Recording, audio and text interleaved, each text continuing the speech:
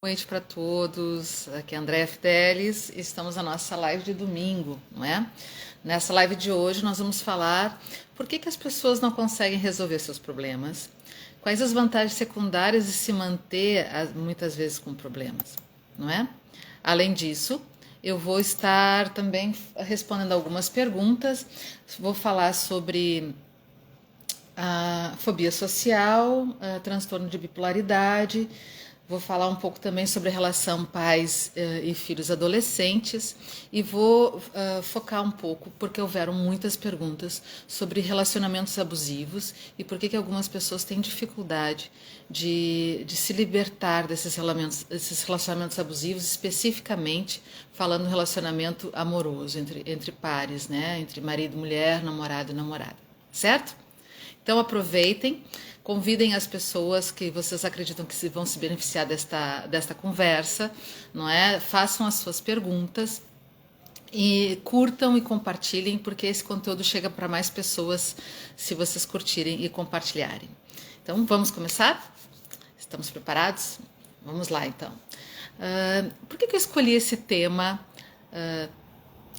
sobre por que as pessoas não resolvem os seus problemas? Vocês devem pensar assim: André, tu tá maluca, né? Claro que as pessoas querem resolver seus problemas, é claro que as pessoas não resolvem porque não conseguem ou porque são muito difíceis. Eu tenho uma triste notícia para dizer. Muitas vezes as pessoas ficam agarradas ao seu problema. Elas não conseguem se libertar do problema. Não é nem porque não veem possibilidades, mas porque esses problemas trazem, sim, vantagens secundárias. Do que eu estou falando? Eu vou fazer um paralelo para vocês. Vocês lembram de um iceberg? Um iceberg, a ponta que aparece do iceberg é em torno de 10% do tamanho dele, não é verdade? Então, ele tem 90% do tamanho dele abaixo da água. A mesma coisa é o nosso consciente e o nosso inconsciente. 10% do que a gente sabe sobre nós, né, que é o nosso consciente, está ali na nossa mente, mas 90% daquilo do que somos nós, daquilo que motiva as nossas decisões, que motiva o nosso comportamento, né, o que faz a gente agir, é inconsciente, esses 90% que ficam embaixo d'água, né, como um iceberg. Então, muitas pessoas realmente são motivadas pelo seu inconsciente a se manterem em seus problemas. Vamos aos exemplos, porque eles sempre ajudam mais, não é?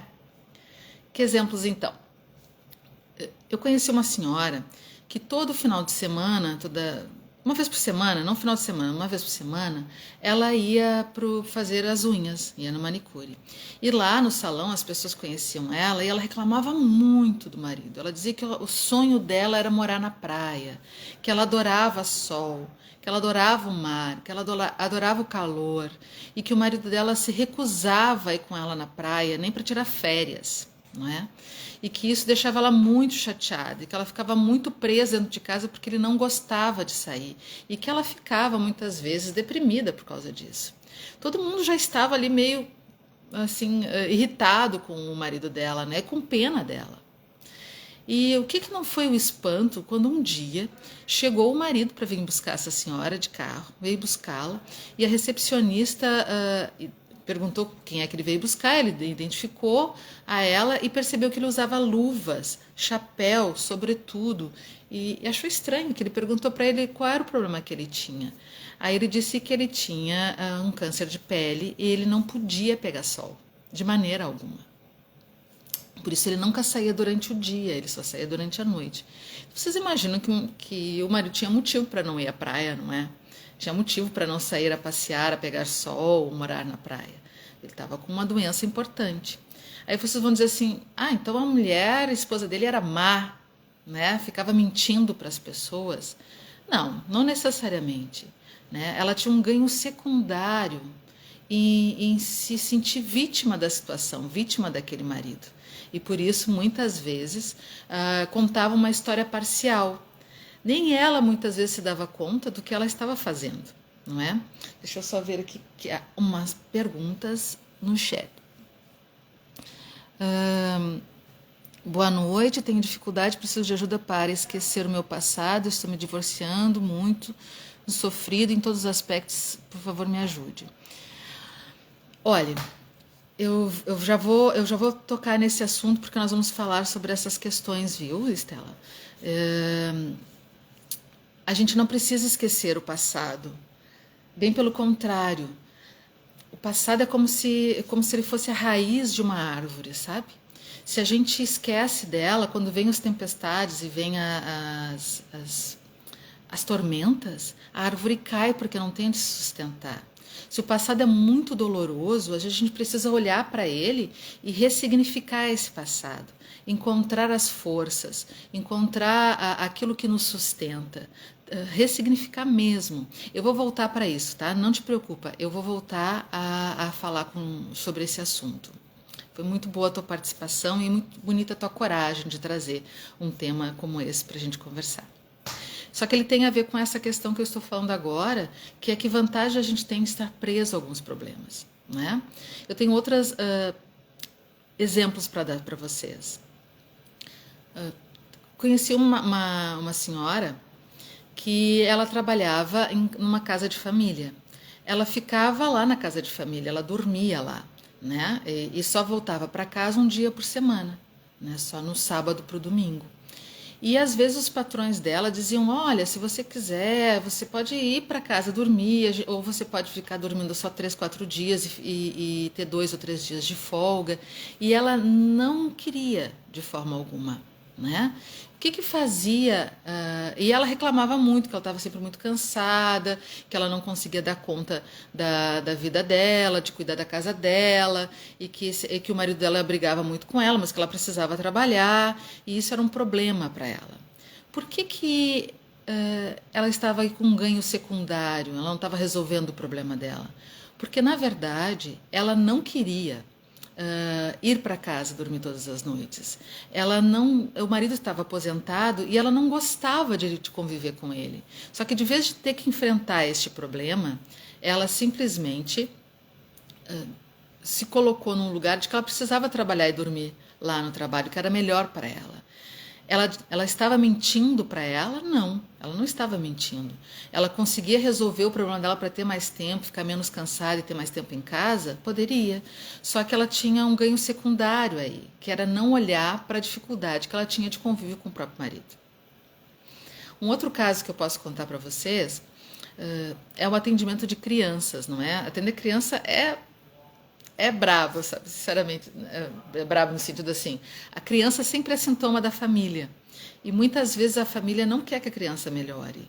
Ela quer conscientemente, mas inconscientemente não, porque essa criança, quando melhora, denuncia o problema da família. Eu atendi uma criança que ela não dormia sozinha. Ela sempre dormia com a mãe. E os pais já estavam cansados de tentar fazer com que a criança dormisse na sua cama. O que aconteceu? O pai passou a dormir praticamente todas as noites no quarto da criança e a criança dormia com a mãe. Nós começamos a fazer o atendimento e atender esta criança e daqui a pouco a criança conseguiu ir para o seu quarto, conseguiu ir dormir. E os primeiros dias a mãe e o pai pareciam muito felizes com essa decisão, com esse progresso. Só que eles se deram conta que eles não sabiam mais conviver um com o outro. Eles estavam com um problema de convívio e inclusive um problema sexual entre eles. E quando a criança, então, dormindo no meio deles ou dormindo sempre com a mãe, tendo terror noturno, que chamava-se isso, né? Terror noturno, o que fazia? Eles não precisavam se deparar com o problema que era deles, né? Que era o problema do relacionamento entre eles. Qual é o horário que um casal geralmente tem para conversar ou para falar sobre as suas coisas? É quando vai dormir, não é? É um horário de convívio. Então, o que aconteceu aí? Havia, né, claramente um desejo inconsciente de não resolver o problema. E um ganho secundário, porque a pessoa ficava ali, né, tendo que justificar que ela não conseguia ter uma vida satisfatória com o marido, principalmente uma vida satisfatória sexualmente. O marido também justificava isso por causa dos terrores noturnos da criança, do desejo da criança de dormir com os pais, não é? Esses ganhos secundários, você deve estar pensando assim, né? Ah, eu sei, eu estou identificando, tem uma porção de gente, meu vizinho, minha sogra, minha mãe, meu primo, meu marido, minha esposa, meus filhos, tem esses ganhos secundários inconscientes, eu sempre friso isso porque não é consciente, né, de se manter no problema, porque quando eu tento dar várias opções de solução e a pessoa não aceita, né, ou sempre encontra um monte de justificativas, é porque está tendo ali um ganho secundário.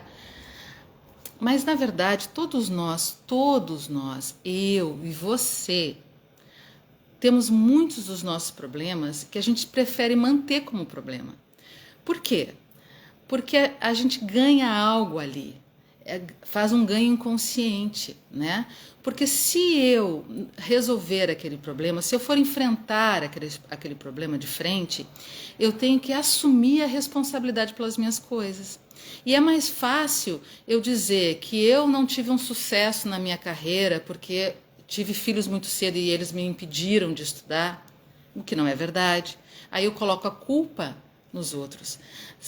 O ganho secundário de manter-se numa relação ruim, num casamento ruim, ou deixar situações sem resolver, é porque eu posso culpar a outra pessoa pelo meu problema. Eu posso não olhar para o problema e eu não preciso resolver. Eu fico numa zona de conforto. Eu ouço muitas mulheres dizerem: ah, quando os meus filhos nasceram eu não pude estudar e por isso eu não tenho sucesso na minha carreira. Não é verdade. Né? Os filhos estão sendo usados como uma desculpa, né? de não ter estudado.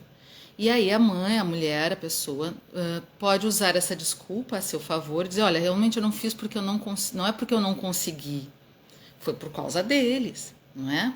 Coloca a gente numa zona de conforto. Eu recebo também algumas pessoas, e conversei essa semana com algumas pessoas aqui no meu Instagram, que disseram assim: ah, eu gostaria muito de me separar, eu estou com dificuldade nos meus relacionamentos. E quando eu começo a trazer algumas opções para essas pessoas, o que, que acontece? Elas dão uma porção de justificativas. Não, mas eu não posso, porque agora nesse momento não tem condições, se eu fizer isso vai acontecer aquilo, aquilo outro. Encontram muitas justificativas para que aquilo não aconteça. Por quê? Porque se ela for parar, a pessoa, eu digo ela, a pessoa, né, parar para olhar o que está acontecendo e como é que ela realmente vai resolver o seu problema, aquilo que está lhe incomodando, ela vai ter que olhar para dentro de si, deixar de culpar o outro e ver qual é a responsabilidade que ela tem com aquele problema. E não é nada fácil, não é? Não é nada fácil. Então, gente, eu quero que vocês tenham isso em mente.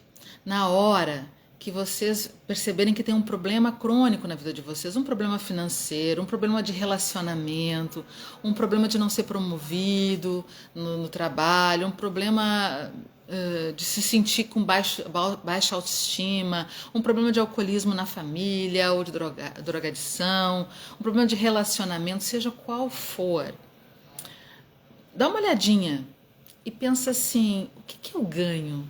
Tenta responder isso. O que eu ganho em ficar nesse lugar? Ah, eu não ganho nada. Não, não responda tão rápido. Pensa mesmo. Tenta responder. Sai de fora, para de se defender e responde: o que eu ganho em me manter numa relação ruim no meu casamento, em manter uma dificuldade de relacionamento com meu filho ou com a minha filha, em manter uma dificuldade financeira como eu tenho? Qual é o ganho secundário e muitas vezes inconscientes que eu tenho de manter esse problema? Será que as pessoas vão me olhar: ah, que mulher ou que homem mais virtuoso, olha só, né?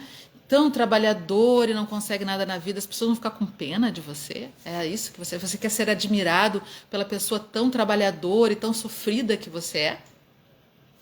É um ganho secundário, né?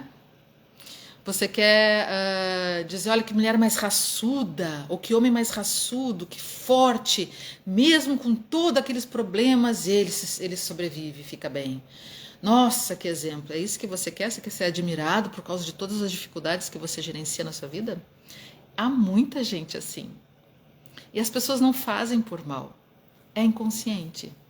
Só que a felicidade parte da gente poder olhar para as nossas coisas, assumir a nossa responsabilidade parar de culpar o outro pela vida que a gente tem, pelas escolhas que a gente faz. Não são os filhos que te impediram de estudar ou de arranjar um emprego melhor.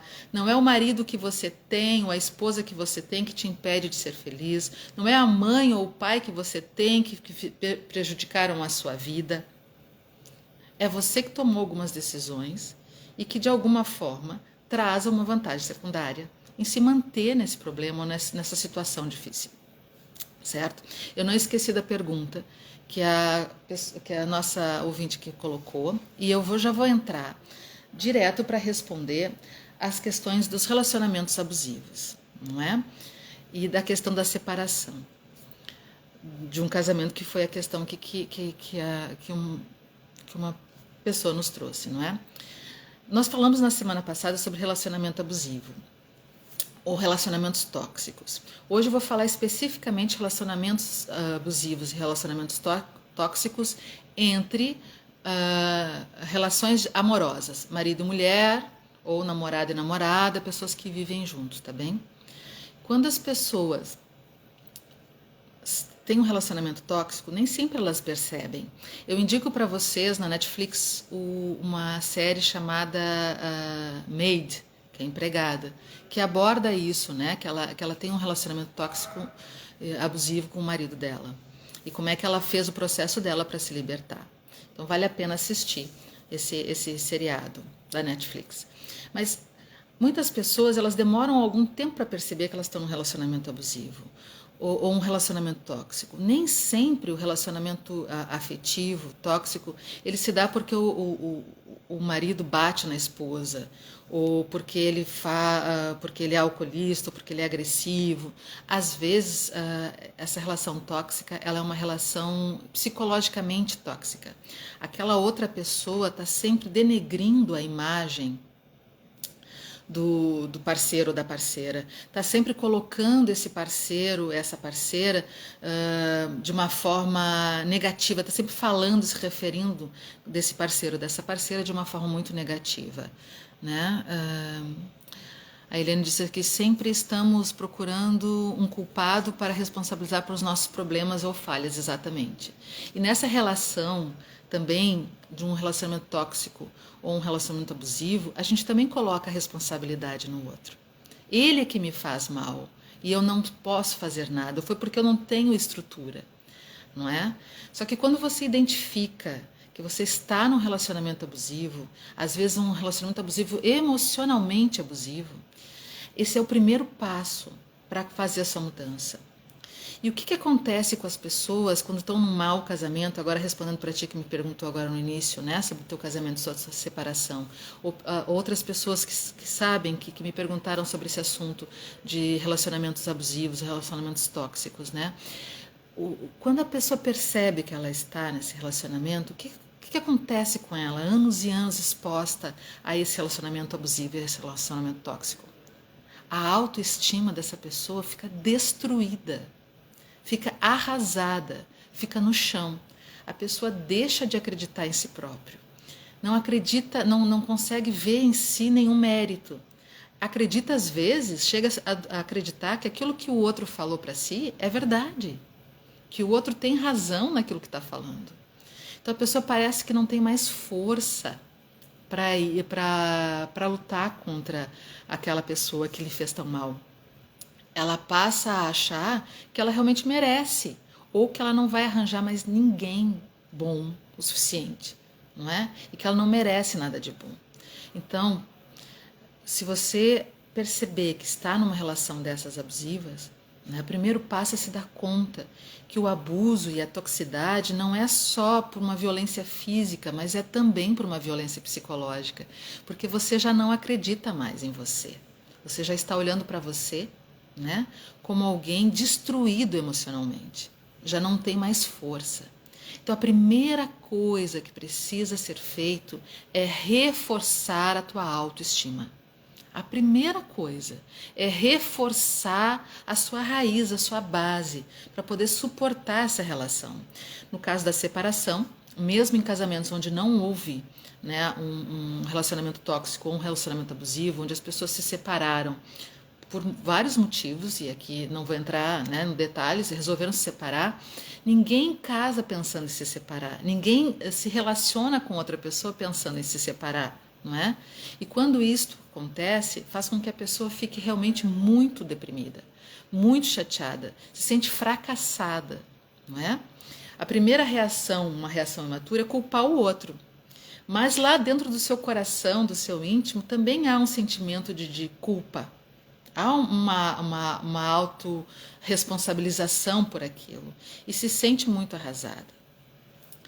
Como é que a gente pode se ajudar nesse sentido? Então, para ti que me perguntou agora aqui na live, né, sobre a tua separação, e para as pessoas que me perguntaram sobre esses relacionamentos abusivos, por que eu não consigo me separar do meu marido, da minha esposa, ou do meu namorado, da minha namorada que me tratam tão mal, né? Por que eu me sinto tão frágil dentro dessa relação?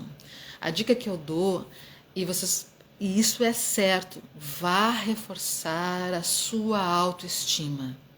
Vá reforçar o seu autoconhecimento, a sua personalidade.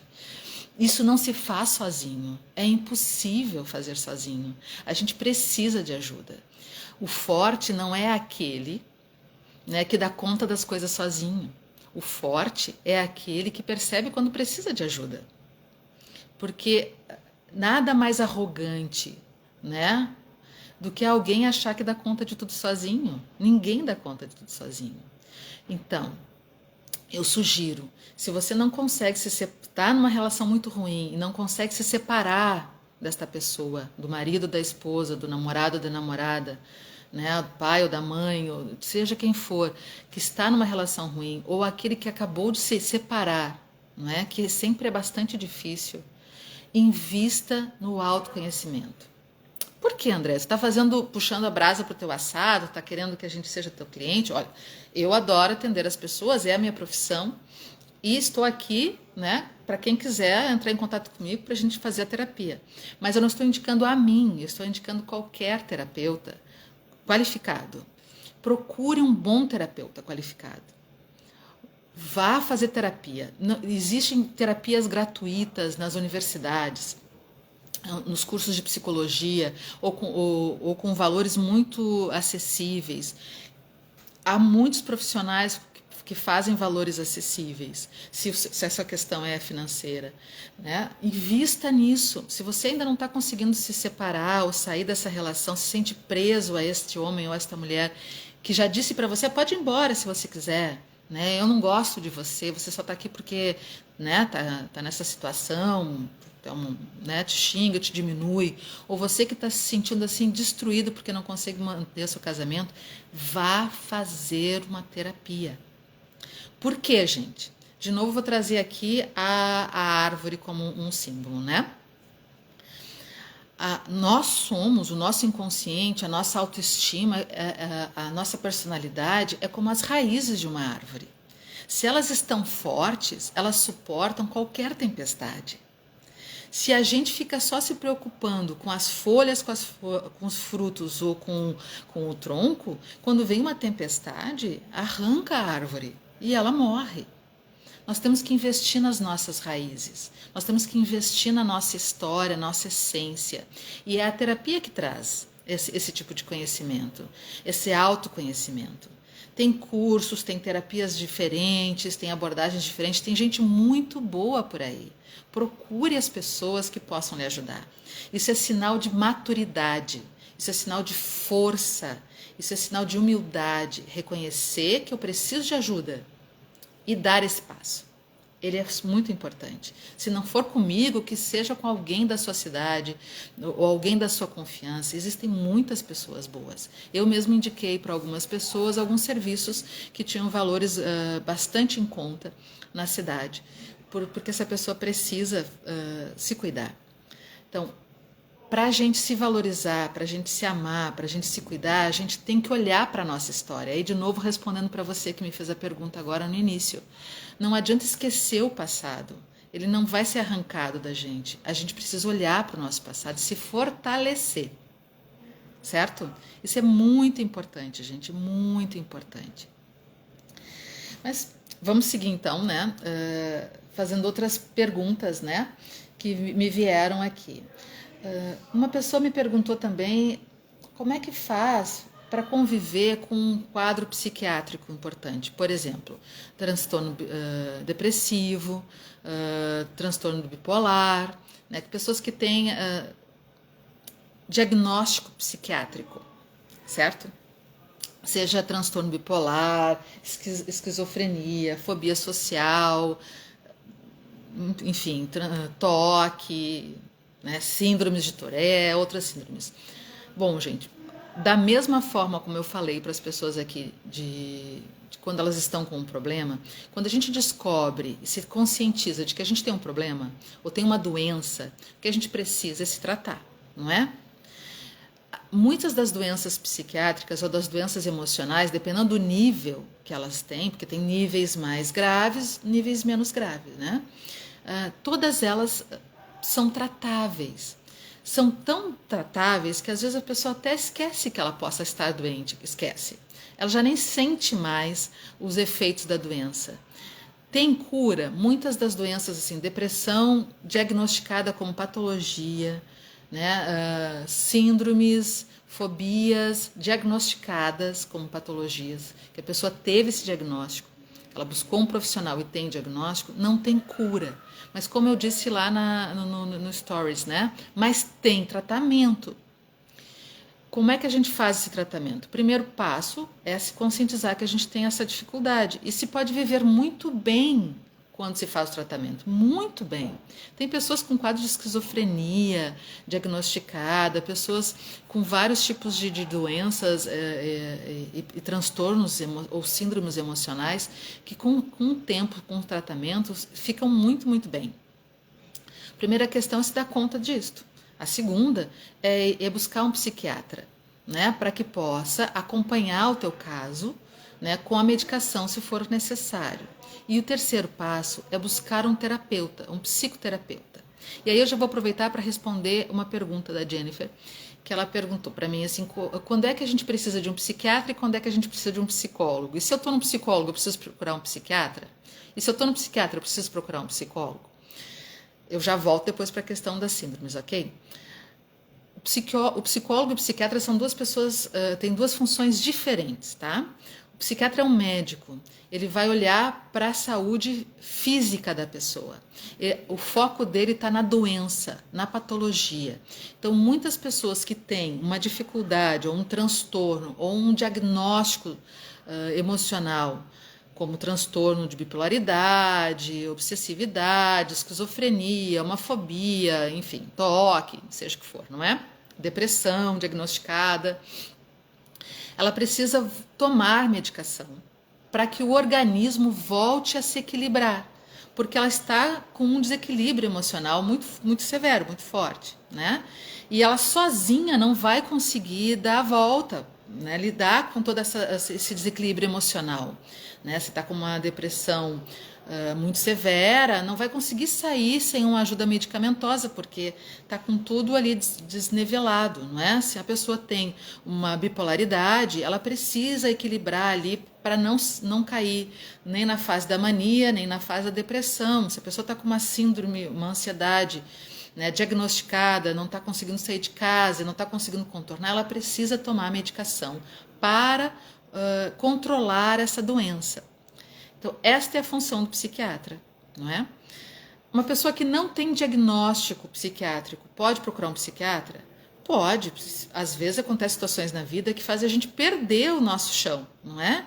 Às vezes alguém da nossa família ou alguém que a gente gosta muito morre, ou fica muito doente, ou a gente passa por uma situação de estresse muito grande e a gente percebe que a gente não está conseguindo se recuperar, mesmo.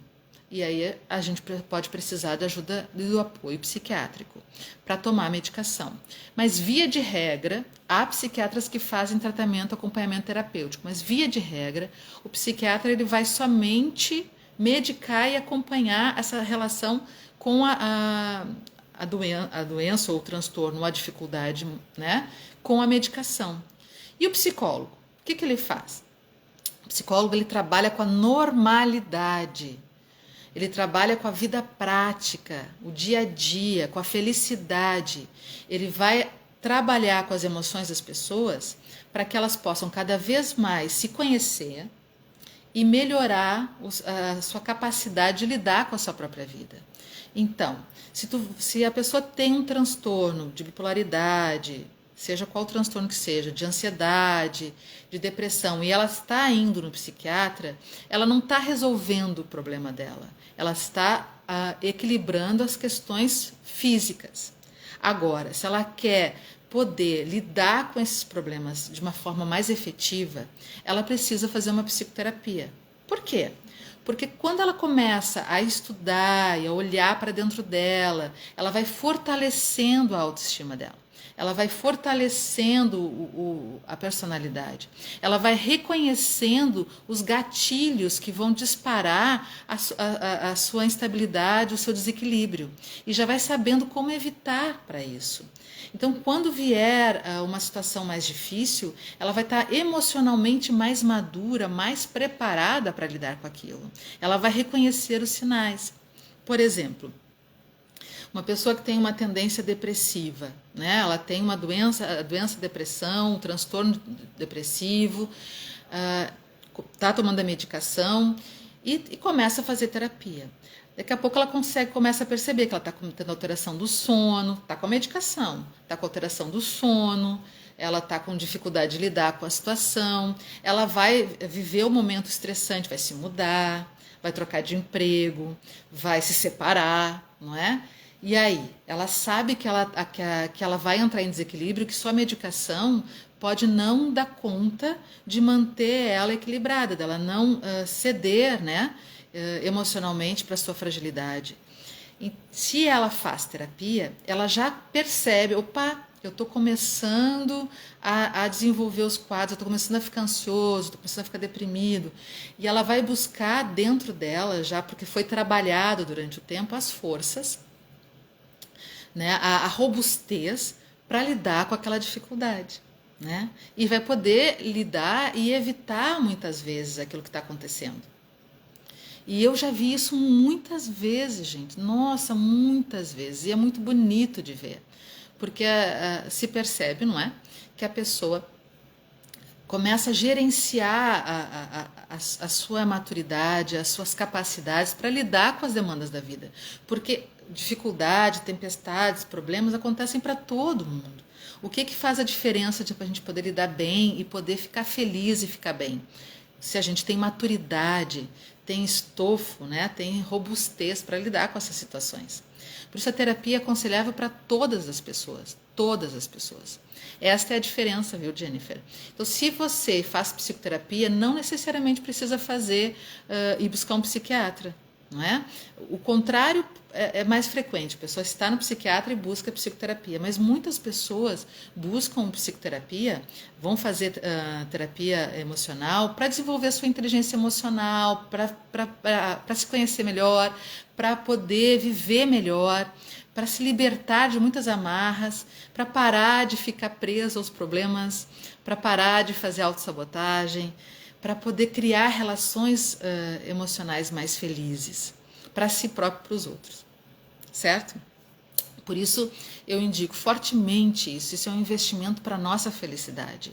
E para você que está pensando assim, eu gostaria muito disso, mas eu não posso, eu tenho outras prioridades, eu vou fazer isso para o meu filho, para minha filha, né? Enfim, eu estou dizendo uma coisa importante para você que é pai, para você que é mãe. Como é que um filho ou uma filha aprende a ser feliz? Olhando para o pai e a mãe. Se você encontrar maneiras de ser feliz, se você se preocupar em investir no seu autoconhecimento, investir na sua autoestima, investir na sua saúde emocional, na sua inteligência emocional, você vai ensinar o caminho para o seu filho fazer isso, para a sua filha fazer isso. Então, essa pessoa que antes também me perguntou sobre que ela não está se sentindo bem em relação à separação, né, do seu casamento e tudo mais que acontece com ela, ou essas pessoas que me escreveram essa semana dizendo que não conseguem sair de um relacionamento tóxico, ou que se sentem presas a esse relacionamento abusivo. Pensem nisso. Se vocês têm filhos, vocês estão ensinando a seus filhos a tolerarem uma relação ruim, a suportarem dor e sofrimento e não serem felizes. É isso que vocês querem para os filhos de vocês? Então, se você quer que seu filho seja feliz, ou sua filha seja feliz, faça você primeiro, porque vai ensiná-lo a isso, vai ensiná-lo a ser feliz. Porque é uma forma da pessoa encontrar o seu caminho.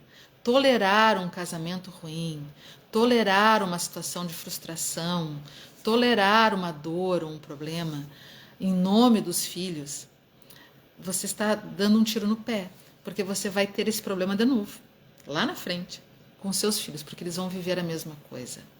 Porque a vida é um ciclo, a gente aprende a ser um adulto, a resolver os problemas olhando para o pai e a mãe. A gente vai resolver muito parecido, muito parecido. Então a gente precisa investir, certo? Uma outra pergunta que me fizeram, acho que eu já respondi, a Cis me perguntou se fobia social tem cura, não é? Eu acabei falando de forma genérica, não tem cura, mas tem tratamento. E pode ser tão eficaz que você pode até pensar que não sofre mais os sintomas que acontecem. Então invista em você, né? Invista em você. A pessoa mais importante nesse momento tem que ser você. Invista em você. Uma outra pessoa me perguntou assim, como eu posso ajudar uma pessoa que está com conflito de identidade? Eu suponho, tá, que o conflito de identidade seja de identidade de gênero, não é? Eu suponho, não tenho certeza pelo que ela colocou ali. Como é que a gente ajuda uma pessoa a lidar com essa situação? Porque não é uma situação fácil ser um homem ou uma mulher e se dar conta que tem uma tendência homossexual, não é? Lésbico, homossexual. Isso não é uma coisa fácil. Tem muitos adolescentes que estão na moda agora, né? Aqui na Europa, isso, não sei como é que está aí no Brasil, mas aqui na Europa está na moda de ser bi, né? Que está bonito. Então não é uma coisa pensada, às vezes não é nem uma questão de identidade de gênero. É algo irrefletido, levado pela onda, pela moda, né? De alguns meninos e meninas aqui. Quando a pessoa se dá conta de que ela tem atração sexual por pessoas do mesmo sexo, né, do mesmo gênero, ou menina por menina, menino por menina, e ela não consegue assumir isso consigo próprio, também indico um tratamento, né, uma psicoterapia, porque é muito difícil ter que assumir isso na frente dos pais. É muito difícil ter que lidar com o preconceito que as pessoas têm. E o que esse amigo, essa amiga pode fazer, não é? Dar o apoio que puder, conversar o máximo que puder, porque a pessoa tem que se sentir confiante naquilo que ela sente. De novo, tem que reforçar a sua autoestima. Isso eu posso falar para vocês como psicóloga, ninguém escolhe ser homossexual, é muito mais fácil ser hétero. Né? Ninguém vai duvidar de ti. Tu não vai ter que enfrentar pai e mãe, não vai ter que ter os olhos recriminatórios da sociedade te julgando, te debochando. Tu não tem, sabe, é mais fácil ser hétero porque é convencional, não é? Então, quem é que vai escolher ser homossexual? A não ser, às vezes, essas dificuldades de orientação desses adolescentes. Então, se uma pessoa se dá conta que ela tem uma orientação sexual, né, que ela está com dificuldade de lidar com sentimentos de homossexualidade que está dentro de si próprio, é importante que ela possa ser ouvida, possa ser ajudada a descobrir o que está acontecendo, está se passando dentro dela, não é? Sem julgamento, sem crítica. E poder estar convivendo com pessoas saudáveis que já passaram por isso. Tem alguns grupos que dá para encontrar na internet, né, que trabalham com isso, especificamente com isso, que dão seus depoimentos de como viveram essa situação. É bem bonito de ver. E, de novo, gente, toda a nossa dificuldade, todo o nosso problema pode ser resolvido quando a gente investe em conhecer a causa dos nossos problemas. Geralmente as causas estão na nossa infância, na nossa criação, nas nossas experiências passadas. A gente precisa olhar para elas. Fingir que elas não existem não vai nos ajudar em nada. Não é? É uma ilusão dizer assim, vou botar uma pedra por cima e vou embora fazer as coisas. Não, a gente passa a vida inteira tomando decisões na nossa vida com base nas nossas experiências, aquilo que está lá dentro do nosso inconsciente. É aquilo que eu falei do iceberg, não é? A gente só tem consciência de 10% das coisas que a gente viveu, sentiu, pensou. Os outros 90% estão inconscientes. A gente precisa olhar para essa parte, para que a gente possa tomar decisões mais maduras, mais felizes e cuidar melhor da vida da gente. O que vocês acham? Conta para mim quem é que já teve essa experiência de fazer a terapia durante um tempo, não é? E como é que foi essa experiência? Olha, das perguntas que eu deixei aqui para responder, tem mais uma que foi um pedido para que eu pudesse discutir sobre a relação pai e filho adolescente. Eu gostei muito dessa sugestão, só que eu tomei a decisão que em fevereiro eu vou trabalhar o mês inteiro falando sobre relações. Relações entre pais e filhos, relações amorosas entre parceiros e parceira, relações de trabalho, relação entre amigos, não é? Eu vou dedicar o mês de fevereiro para discutir o tema das relações. E vou discutir então com mais profundidade a relação pai e filho adolescente. Porque a adolescência é um grande desafio para os pais, é maior até do que filhos pequenos, né? Ou filhos adultos, porque essa relação começa a mudar ali. O pai e a mãe têm que se adaptar, se organizar a uma nova relação com esse filho que está crescendo, que ora faz coisas completamente infantis, que ora faz coisas mais adultas, que acha que sabe mais do que os pais. Aí conflitos também culturais, conflitos de valores. E esse adolescente que está também tendo que construir uma nova relação com esse pai e com essa mãe. Uma coisa eu digo para vocês, não adianta seguir regra. Estou com filho, adolescente, eu faço isso, faço aquilo, eu sou severo, eu sou mais libertador, eu converso, eu não converso, eu dito ordem, não dito ordem, porque com cada filho funciona diferente. Quem tem mais de um filho e já passou por isso sabe que não adianta usar a mesma regra para lidar com os filhos.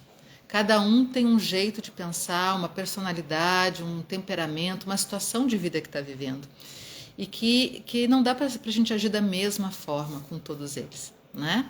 Então, eu tenho 2 filhos, vocês sabem, com o mais velho eu agi de uma forma e com o mais novo é de outra forma. Tem coisas que funcionam muito bem com o mais velho e com o mais novo não funciona, e vice-versa, né?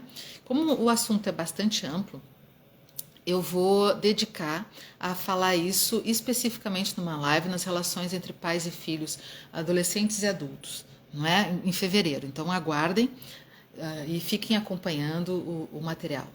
Também vou dizer para vocês, assim, hoje eu tomei essa decisão de falar sobre a gente ficar carregando os problemas, vocês viram ali no post de quarta e de sexta, e eu vou trabalhar um pouquinho mais sobre essas questões essa semana ainda no Instagram e no Facebook, porque eu percebo que as pessoas ainda têm uma ideia equivocada de que elas conseguem resolver suas coisas sozinhas, ou que têm problemas que não têm solução, e ainda há um tabu muito grande de buscar ajuda terapêutica, buscar a ajuda de um psicólogo capacitado, de um terapeuta capacitado.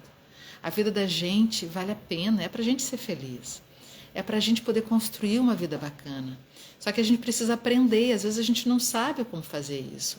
Às vezes a gente não foi ensinado, a gente vem de uma família desestruturada, de uma família onde o pai e a mãe tinham muitos problemas. Às vezes a gente vem de uma família onde a gente não tinha pai ou não tinha mãe, não é? Ou tinha relações de abuso também, relações tóxicas entre irmãos, entre familiares. Essas pessoas que nos criaram, muitas vezes também elas tinham muita imaturidade e não sabiam como resolver suas coisas, nem como construir uma vida feliz. Só que a gente, quanto adulto, a gente pode dizer, chega, eu quero ser feliz e eu tenho um caminho para trilhar. Então invista na sua felicidade. Você merece ser feliz, todos nós merecemos. E quando a gente começa a cuidar da nossa vida e ser feliz, a gente começa a ensinar para as pessoas que estão em volta da gente como é que se faz, não é? E isso é muito bonito. Então, invista em você, invista em ser feliz. E essas pessoas que me perguntaram sobre os relacionamentos abusivos, que não conseguem se separar, que não conseguem deixar esse parceiro, essa parceira, que que faz uma violência psicológica, que faz uma relação tóxica. Lembre disso. Invista em você, reforce a autoestima. Procure ajuda terapêutica. Você merece. E esta pessoa que hoje aqui, de uma forma muito corajosa, falou da sua separação. Invista em você. Vá fazer sua terapia.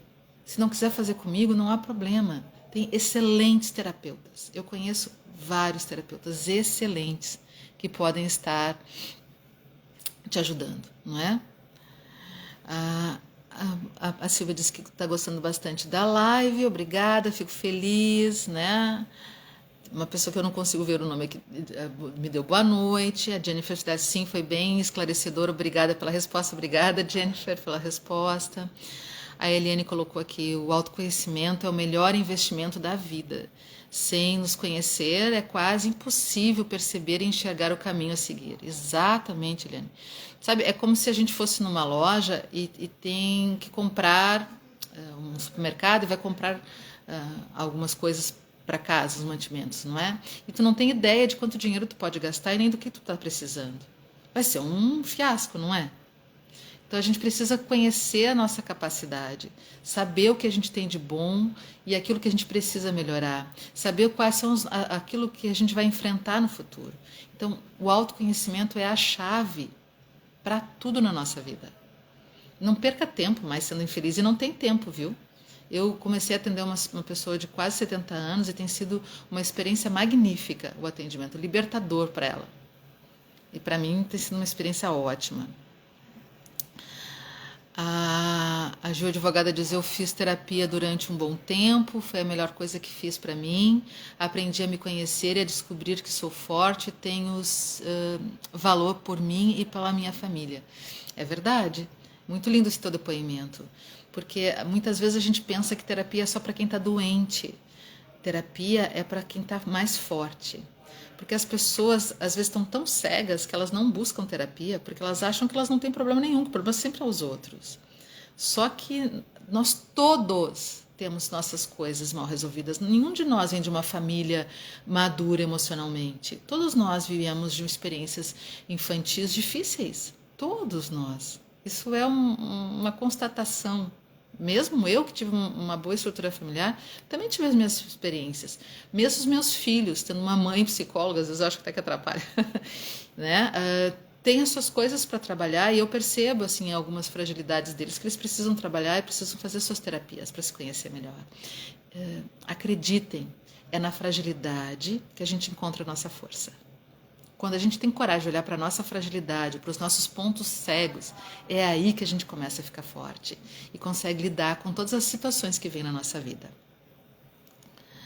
Opa, espera só um momentinho aqui, deixa eu puxar mais aqui. Outras pessoas agradeceram os comentários, agradeceu a live, disse que está sendo muito bacana. Eu fico muito feliz de estar podendo ajudar, não é? E com o meu conhecimento e me colocando à disposição. Então eu vou encerrar hoje, já estamos a 48 minutos. Foi um prazer enorme estar com vocês. Eu vou de novo no domingo que vem estar aqui. Deixem as suas perguntas, podem deixar no Instagram, né, direto. Compartilhem esse vídeo com pessoas que vocês acham que possam estar se beneficiando desse conteúdo, dessas nossas conversas, não é? Estimulem o pessoal a fazer pergunta. Curtam também, porque assim o Instagram mostra para mais pessoas, para poder chegar a mais pessoas, não é? E eu vou estar aqui conversando com vocês. E quem quiser, né, e tiver esse desejo de ser feliz e se conhecer mais, pode entrar em contato comigo, eu atendo online. Vai ser um prazer conhecer você. Um abraço a todos, bom domingo, boa semana, e nós nos vemos na semana que vem, já começando a falar sobre relacionamentos, ok? Um beijo e bom fevereiro para todos nós. Tchau!